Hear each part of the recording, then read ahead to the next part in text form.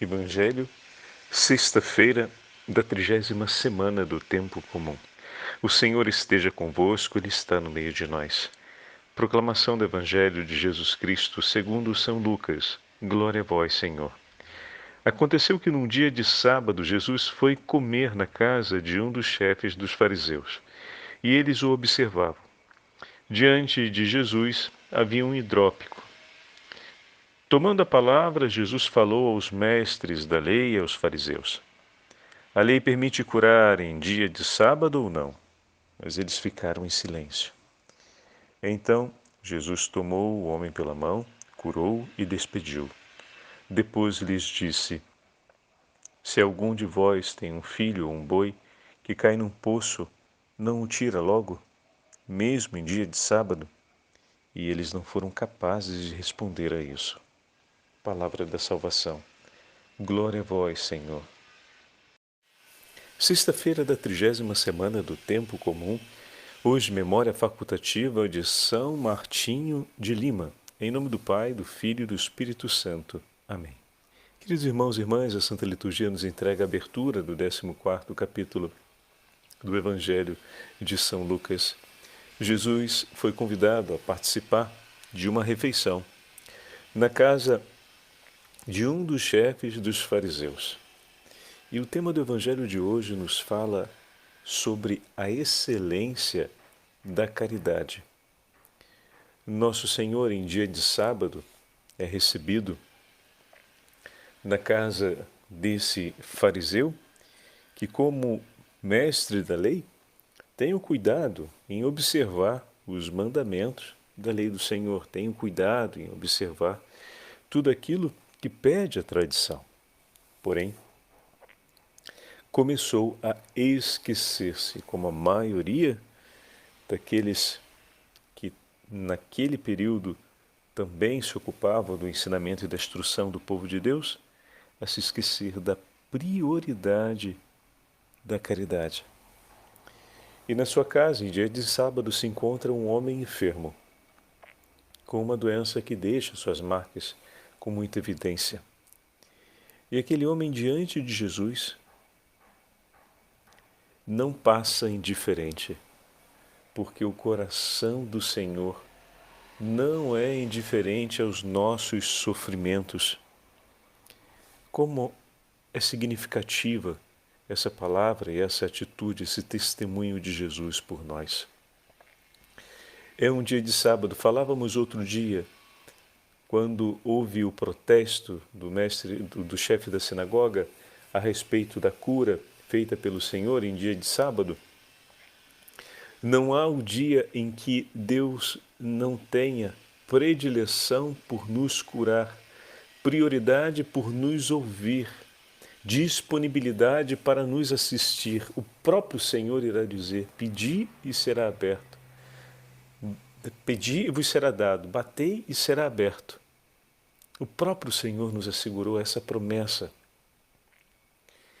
E naquele momento, aquele que era tratado com indiferença e desprezo, porque não havia tempo para ele naquele dia, não era o dia para se olhar para as suas necessidades, não era o dia para se importar com as suas dores e ter o coração comovido para junto do seu sofrimento.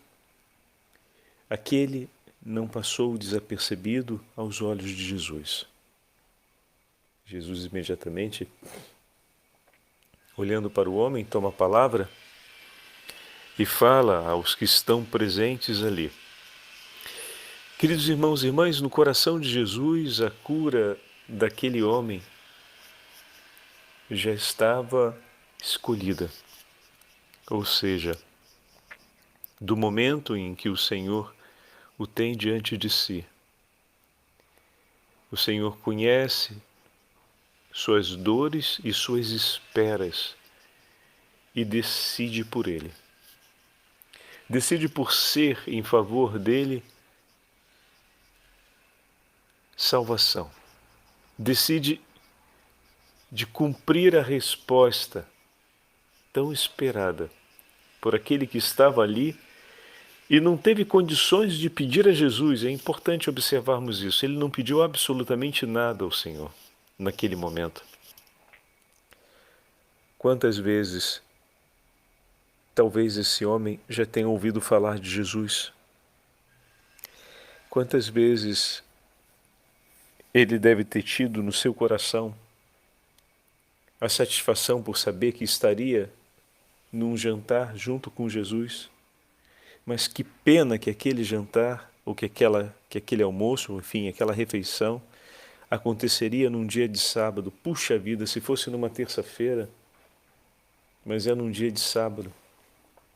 E na casa daqueles que são muito rígidos e me falam em continuação que no sábado não é dia de incomodar a Deus. E ele está ali, diante de Jesus, sem dizer uma única palavra.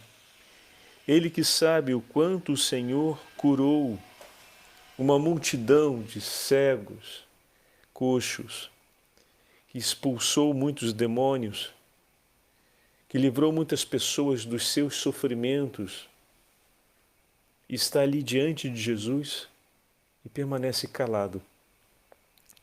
Não tem a coragem de lhe pedir que pudesse fazer algo por ele.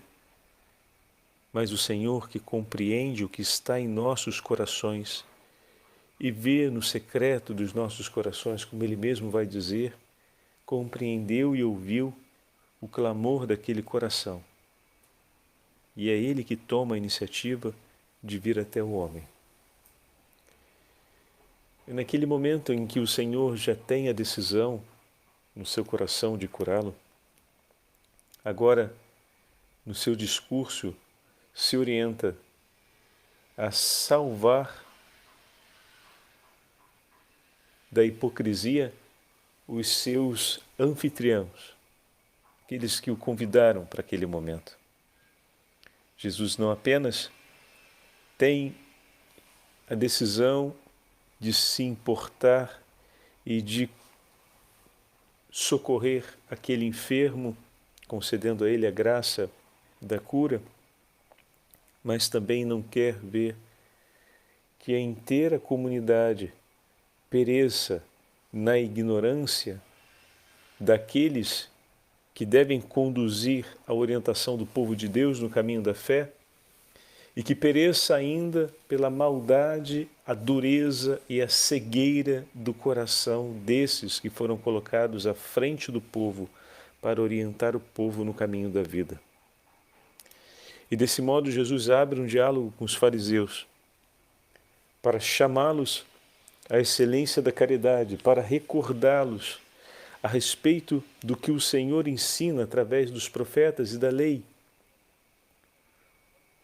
E usando uma imagem muito clara e cotidiana a respeito do cuidado por aquilo que é próprio, pelo patrimônio que se tem, a capacidade de sentir e de discernir um ato de bondade e de caridade por aquele que precisa, mas que está sob a minha propriedade, como, por exemplo, um animal que cai no buraco e corre risco de morrer, se ficar o dia inteiro ali, ou então um filho que caindo no buraco corre o risco de morrer e de ficando o dia inteiro ali.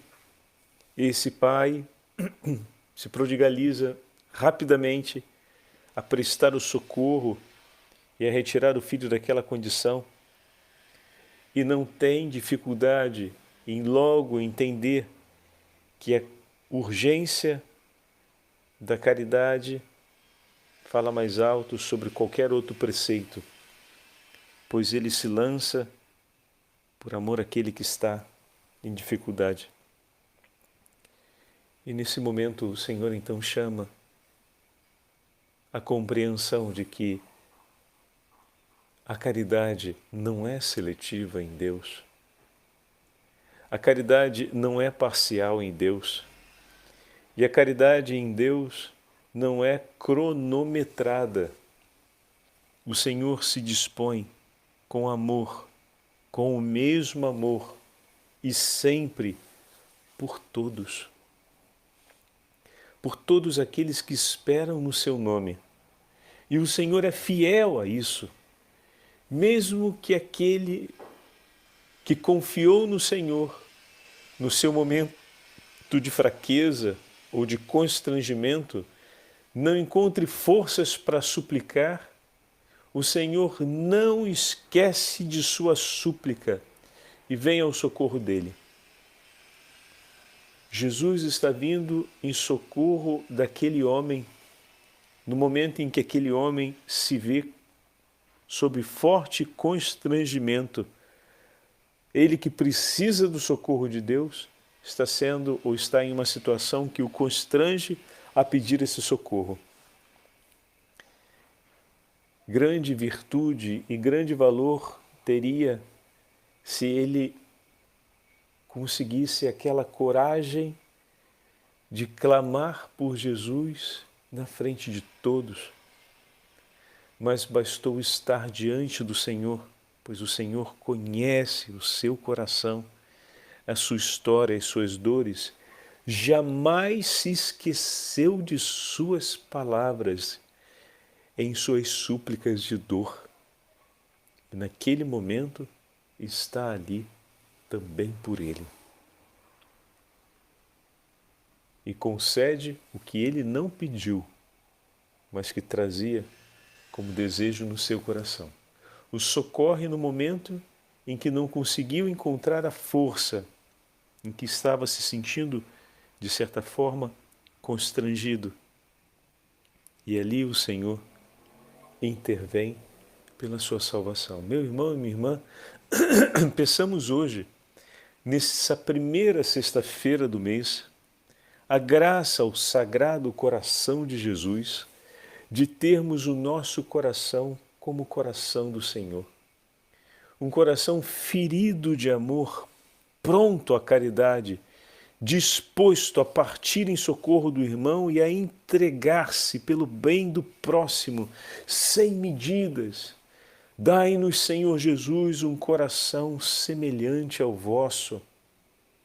Dai-nos, Senhor, um coração transpassado de amor, ardente pela prática da caridade, desejoso de oferecer pelo próximo todos os bens espirituais que o Senhor em abundância sempre reservou em nosso favor.